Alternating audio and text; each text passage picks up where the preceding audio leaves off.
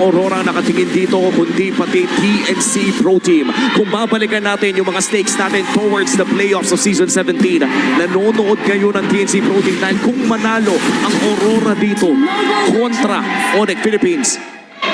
Tama ba? Kumpirmado Ang teams. nalaglag na ang Eliminated. TNC. Tama. Oh my At gosh. kumpirmado rin na upper bracket ang Falcons. But for them, they're not confirmed to the playoffs yet. Oo. Grabe, no? Ibang klase. Ayun na, mabibigyan natin si Greg dito. May nakasalubong pang unbreakable. At first blood, napakaganda ng ba. May ng Art of Thievery. Round 4, round 4. Pero hindi susukuan ni Sabero to ha. Hindi susukuan. Tinatanggal na. Round four. Wala. Yung shields. Pero habang nangyayari mga bagay na yun, nakuha na pala ni Demon Kite. Yung pagong sa ibaba. Kaya Oy, teka lang, may ibang balak! Nandun pala si Kiko. Nalipag yung Summer Force. Pero Buhay! hindi pa rin nila mapapatay. Grabe! Lahat binuhos na kay Demon Kite. Hindi pa rin mapatay. Oh, my. Bagay na para sa side ng Aurora Gaming. Si Brusco, however, Bobby ng Mystic Rush ha. Patay din si Bruce dito. Dahil si Light. Tapos sinalo lang niya yung ultimate, yung Deadly Magic. Naku, nagkakaroon ng mga misplace dito. Kuya, buti na mapapa-BMI. Itong si Savero. Pero dahil doon, marami siyang maiiwan. Pati yung katapon pre.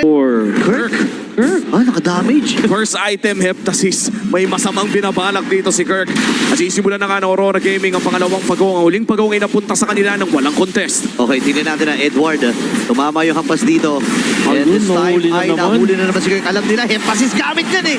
Wala namang kulat yan eh. Andun yung AOG, tinamaan din si Super Prince. Flickering of force niya. So ngayon, nagamit na rin yung kanyang Revitalize.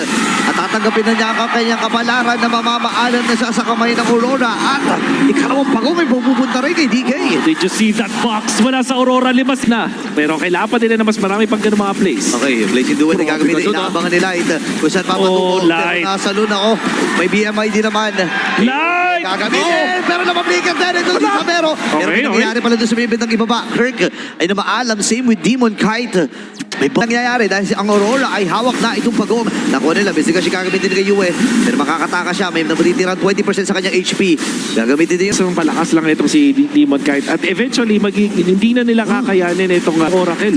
Okay, Brusco, ilapag yung Glorious Pathway.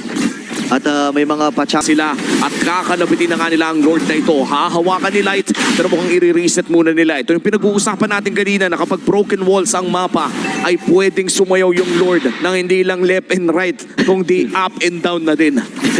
Yun nga yun eh. Pero may mga books din na binibitawan dito ang Onyx. Si Brusco ay nabawasan na ng paunti-unti. King Kong, nagmamadyag lang. Ginamit na yung Mystic Rush. Edward ang naging target. Flicker ay na-force na rin. May hawak na Mystic Rush dito si US. Savero ay bumabasag na sa ibaba. Pero